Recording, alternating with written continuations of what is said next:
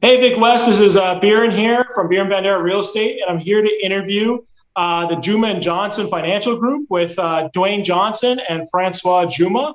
I'm really excited to have this interview because both these guys have military backgrounds like myself. Once I met them, like we really clicked, and I'm super excited to tell you what they're about. But I won't say too much. I'm just going to be asking them a few questions and let them give you the goods. So to start off, I'll ask, tell me a bit about yourselves. Thanks, Byron. Well, to start off, my name is Francois, born and raised in Victoria. Come from a pretty big family, got six brothers and a sister. So like growing up was kind of like being in the UFC at home 24/7. After growing up in high school here, I decided to transition to the military. In my past life, that's where Byron and I actually used to work together in the Army. After spending years and years in the Army, almost 16 years total in the military, I decided to make a transition out of the military and start up a company with Dwayne, who I actually met in the military. Awesome. Awesome. Yeah. Yeah. And for me, I am originally born and raised in Toronto. Born to a Guyanese family, from South America. And in 2010, I decided to make the change like Francois into the military. So I joined the Navy directly as a bosun. That got me sent from Toronto to Victoria. That was a bit of a change for me, coming from a big city to a small city per se. But it's been wonderful. I eventually met my wife here. We settled down and had two kids. And similar to Francois, decided to make a change. And Francois and I clicked very well. We understood that we had the same goals, we had the same passions. We were both passionate about helping people, and we partnered up together and started the Joumaa-Johnson Group. So that's kind of my background, where I'm from, and how I transitioned to Victoria. Awesome. That's awesome. That's great to get to know your backgrounds a bit. So how did you guys get involved or started in like the financial business? Like how did that come to be? And then how did I know you alluded to it a little bit there, Dwayne, but like how did the Joumaa-Johnson Group kind of evolve from where you guys were in the military? Like what sparked that? Yeah. I think for me, when I was thinking of making a career change, I had to kind of go through the process of elimination of what I wanted to do. And as a young man, I was horrible with money. And I wanted to find a way to change that. Like, what can I do to help myself as an individual with money management and what have you? Started reading books and educating myself on my own time. And I came to recognize that, I actually like this, and this could be a great career change for me. So that's kind of how it started, kind of my own self, development, if you will, and then recognizing that this is something that I can do, that a lot of people require the information and don't know the information that is out there or available to people. And then, like I was saying before, Francois and I have the same kind of objectives and the same realization of the information and the service that we can provide. And we kind of came together to get this thing going. Awesome. That's an awesome journey to get there. And the Francois, what about you? Was yours pretty similar? I'd say it's probably along the same lines. I didn't have the best head on my shoulders when it comes to financial knowledge. I grew up with a lot of siblings on a single family income. And the first thing I was aware of in the household was that money was extremely tight. And if you wanted anything that wasn't a need, you needed to go out and get it on your own. So when I first joined the military, my first goal was to find some kind of security and buy a home. But, like most people, I was caught with my first lesson in that you need a good credit score. You need more than just a deposit down for the house. You need proof of income, history of income, all these variables that I had no idea about. So when I first started into the financial journey, it was just for pure knowledge. I just wanted to learn how to take care of my own finances so I could essentially become a little more stable and develop some security beyond just relying on the work gotten pension. So very similar to Dwayne's story. Yeah, and hilariously, like that's also similar to my background as well. Like I was a straight partier, and then like learned about investing and all that stuff, and that's how I kind of got into the real estate game. So that's pretty funny that in fact like all three of us have a very similar background to how to do our current trades. That's awesome. Yeah.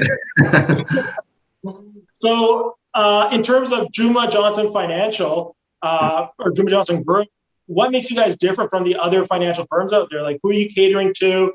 What's your specialty? What's your niche? Like, tell me a bit about that. Great question. Definitely a loaded question. There's a lot of variables that come into play, but the nuts and bolts of it are we specialize in educating families and small businesses, protecting their assets, growing their wealth, and ultimately planning for retirement. But Dwayne and I's background is very similar. We're knowledgeable in real estate investing. We've obviously got multiple mortgages, so we understand the process. And I think this is kind of a big key piece when you have a financial professional that you're working with. It's not just a fast food relationship. You are quite literally going to be working together for the next 15, 20 years, ideally until you retire.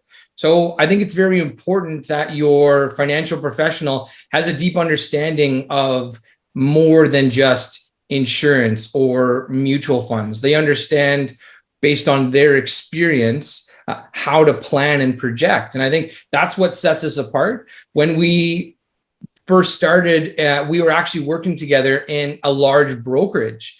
And one of the biggest things that we found with that large brokerage is that there was a little bit of a loss in touch when it came to the individual relationship with the client.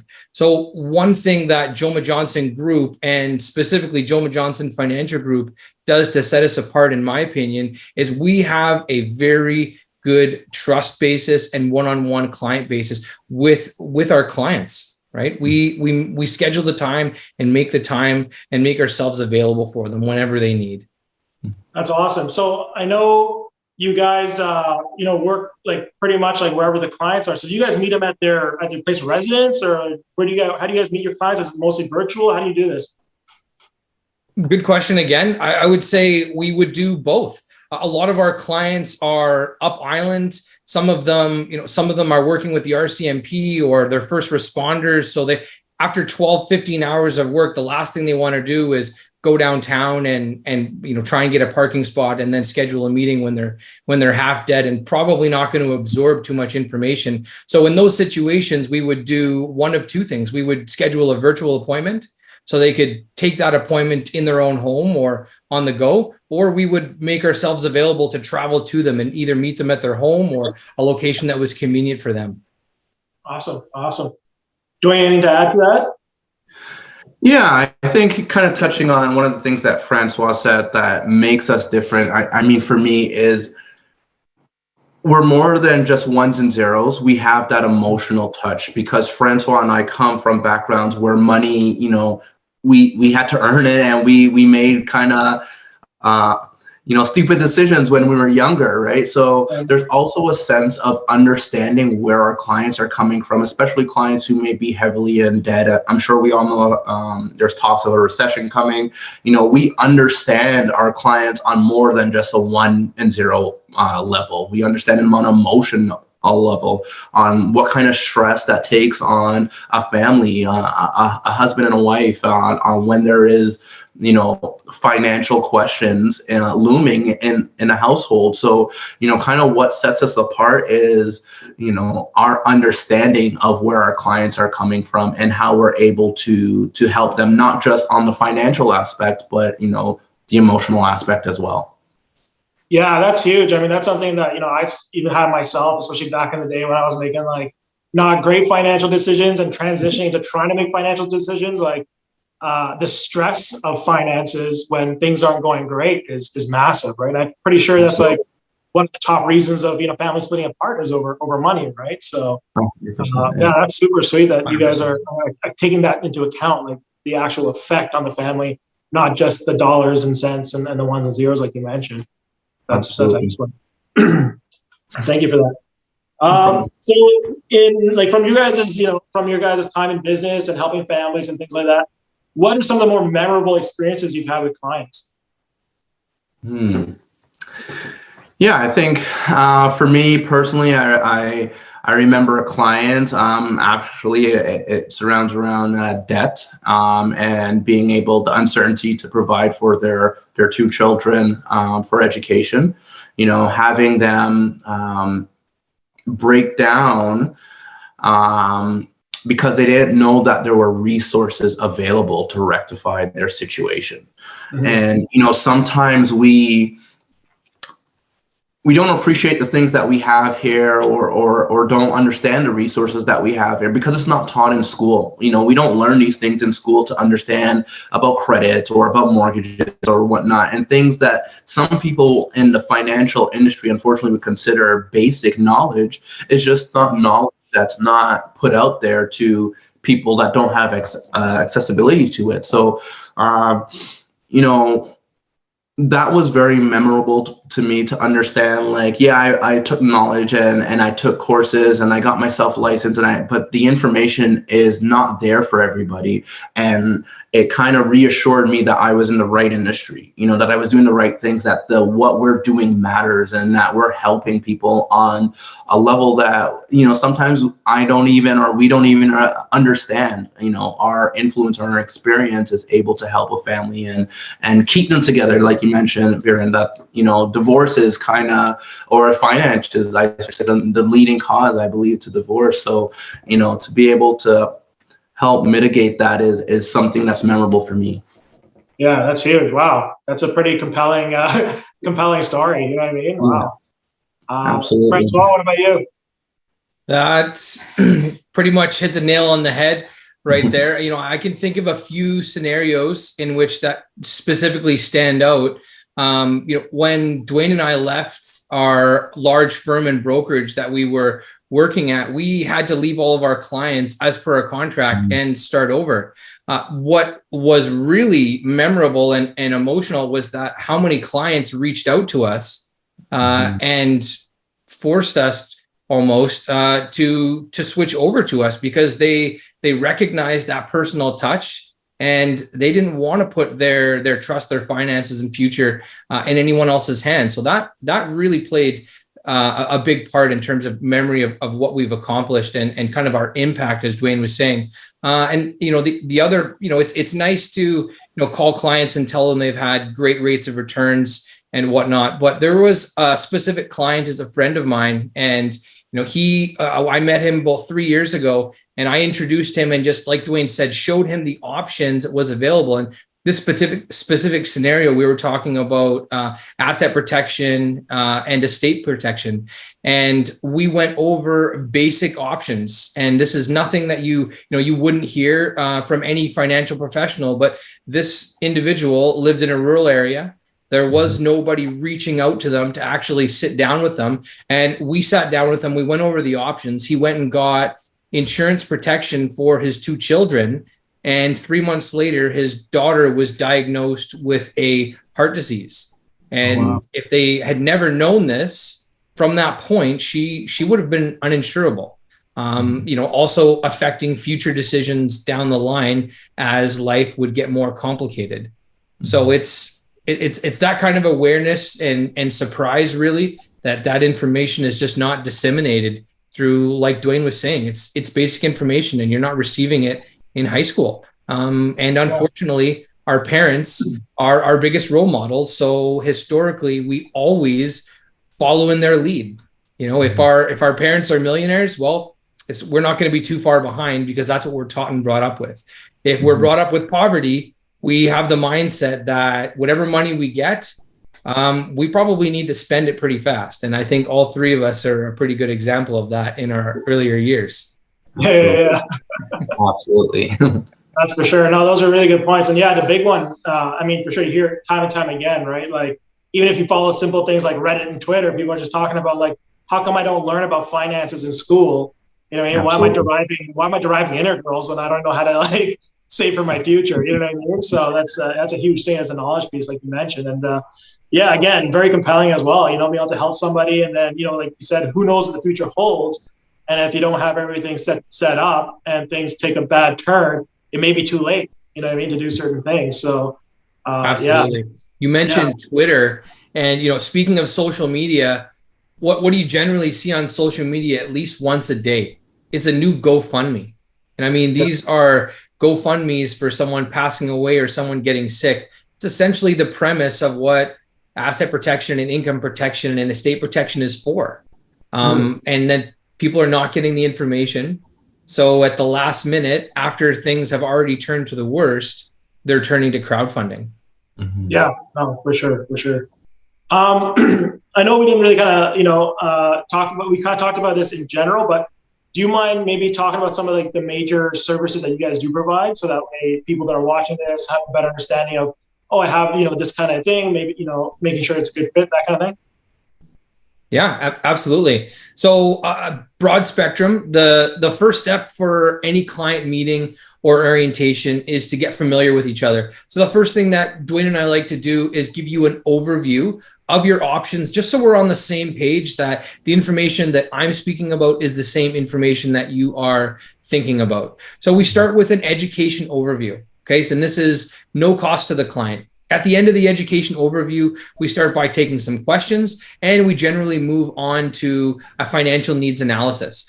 One thing that is very obvious is most clients really just don't know how bad their circumstances is. They don't realize that carrying a credit card debt of a few $1,000s at 20% is not advantageous to just keep paying the minimum balance. So really the first thing that we're doing is shining a spotlight on everything revolving their finances and their household protection. So we can specialize in retirement planning, health and benefits, both for business and personal, as well as personal coaching as well in the financial sector, and all forms of insurance. Wow. Awesome. Dwayne, anything to add? No, I think Francois covered everything there in terms of our coverage and what we're able to help our clients. And the big thing one thing I will add to that is, our no pressure approach and no quota approach. We're more of educators. We like to think of ourselves as educators and actual advisors, because everything starts with education around this industry. If you sit down with someone and they're trying to get you to sign something, it's probably not a good situation you want to be in as a client on meeting one. So what Francois talked about, the overview and the education is a big piece on why, we feel our clients are very happy with us, and what we're doing is because we're educating before we're actually putting them into something that they determine that they need. Totally. That's amazing. That's an amazing approach to doing this, for sure. Now, on the back end of that, is there anything that you want your current clients or future clients to know that they may not already know, that we haven't already covered? That's a tough one. That's Francois, I'll let you take that one if you want to. Okay. Well, there's so much happening in the market right now, in the economy, in the world economy. I would say one of the biggest things would be tax season's right around the corner. I always kind of harp on this point, because when it comes to February, mid-February, you're almost at the point where it's too late. Really, we want to start thinking about mitigating our taxable liability in December and January. So RSP contributions come to mind. The new contribution room for tax-free savings account just came out. They raised it $500 this year, so we're sitting at $6,500. And in April, they actually came out with a new program for the government. For the federal government. They created a first-time home saving account, and there's going to be more details released about that in the future. But it's another avenue for you to create savings specifically to purchase a home, and that limit has been set already at $8,000 for this year. So there's a few things coming up in the first and second quarter of this year that people should definitely keep their eyes open for. And we always post on our website and Facebook group updates and news to keep just everybody informed. That's awesome. And obviously at the end of the interview here, we'll post all your social media links as well, so people can know where to find you and know where to kind of glean some of the education that you guys are providing on social media, free of charge, obviously, and to the masses, which is excellent. So again, last question about business is, what does the future hold for John, for Joumaa-Johnson Group, for Joumaa-Johnson Group, for Joumaa-Johnson Financial, and for you guys personally?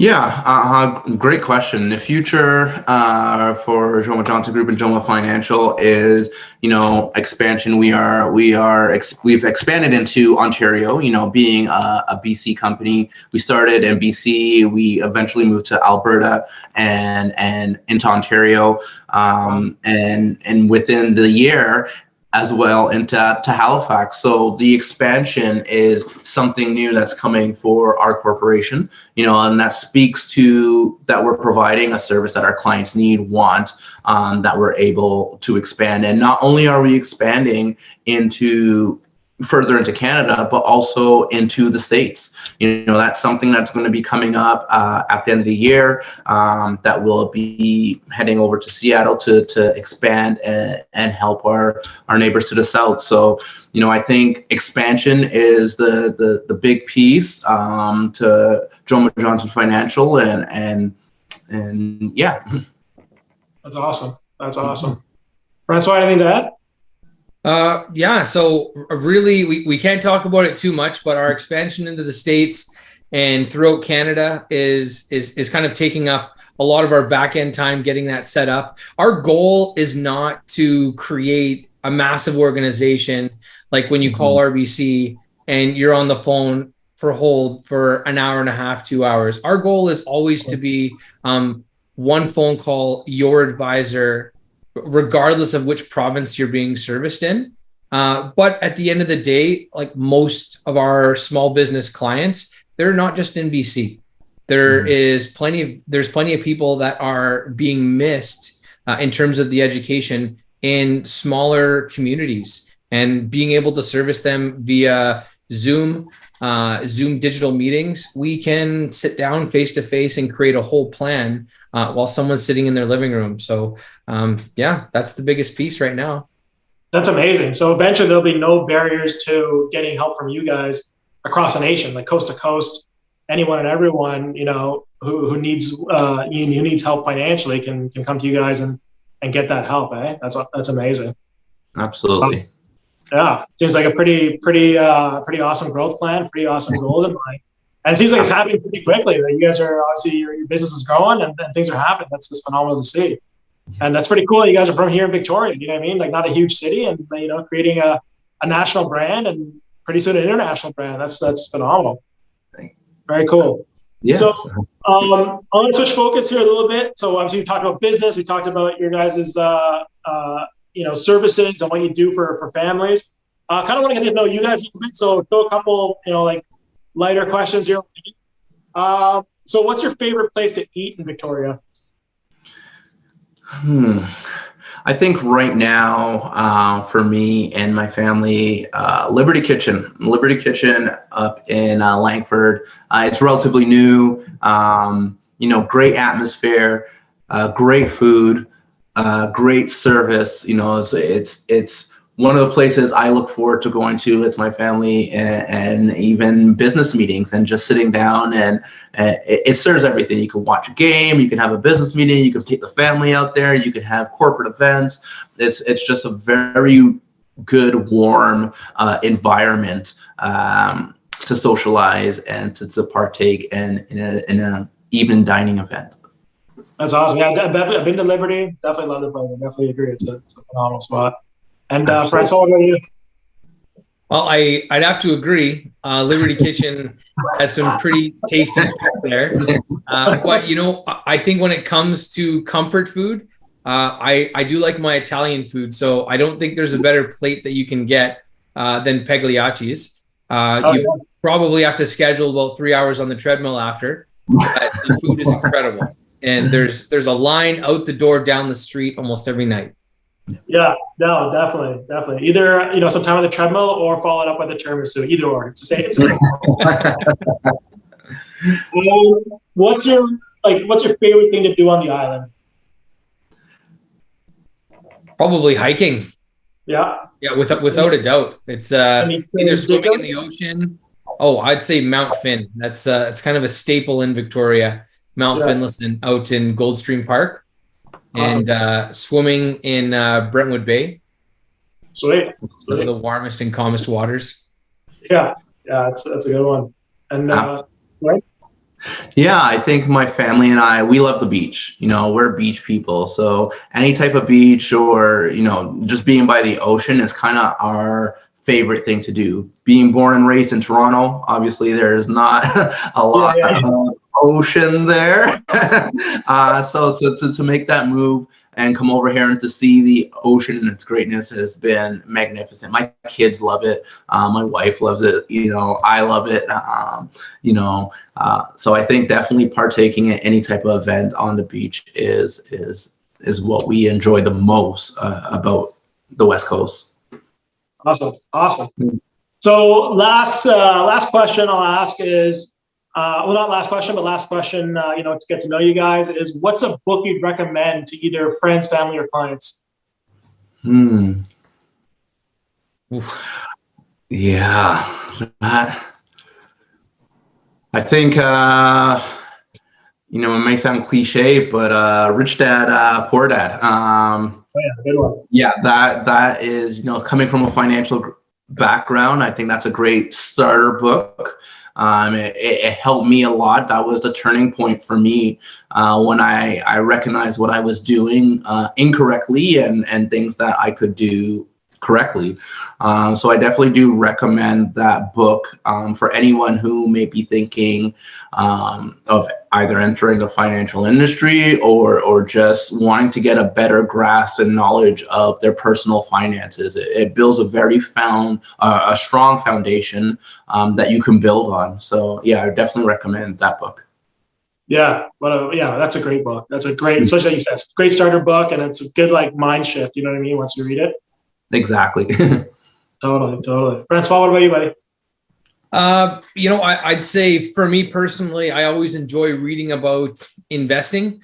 And I think, a lot of people, there's a lot of misconceptions, especially, what you see on the news, what you see on TV, what you hear your friends and family, or, like the local friend professional that's doing it. So 2 books that come to mind, Think and Grow Rich, Napoleon Hill, and The Intelligent Investor. It puts you in a start to finish a highlight. So it walks you through the fundamentals of what every option is, and then explains through history how those investments or goods were used to trade, grow investments, kind of a little bit into the economics of how your government controls the growth of investments, how the economy as a whole, and kind of brings you out to a macro perspective. So it's really good books. Yeah, wow, those are that's a deep dive of some books too. I know Think and Grow Rich. It's that's a pretty again, also a very fundamental book as well in terms of understanding how to increase personal wealth and just kind of achieve success. And obviously, The Intelligent Investor, definitely a must read for anyone that wants to get into the game of investing and personal finance for sure. No, those are excellent points, guys. Appreciate that. So before we close up, I just want to kind of ask, where people can find you. What social media platforms are you on? Obviously, I'll put it on the screen here for people to actually see. But where can everyone find you to learn more about you and learn more about Joumaa-Johnson? So we're all online right now. We have a Facebook page, Joumaa-Johnson Financial Group, and our website, joumaa-johnsonfinancial.ca.